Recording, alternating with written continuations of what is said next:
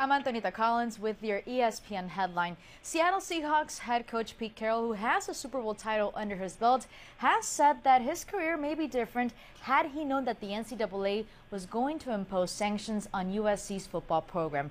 For more on this, let's bring Arash Markazi of ESPNLosAngeles.com. Arash, how believable are these statements from Carroll? I think it's two parts, Tony. I think, number one, I don't believe he knew how bad the sanctions would have been. I think it's really easy in hindsight to say Carroll left because he knew what was to come.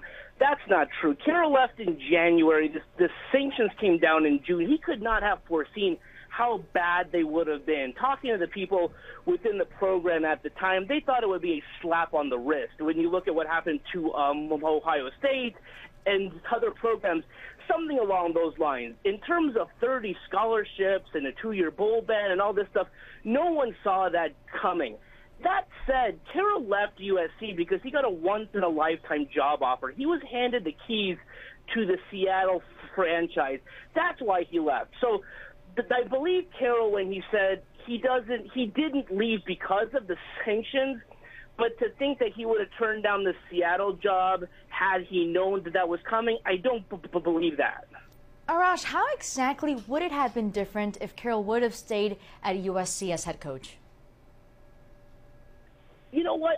I do believe USC would have still struggled. One of the things that made Pete Carroll the coach he was he was a tremendous recruiter. He got the best players in the country to come play for him.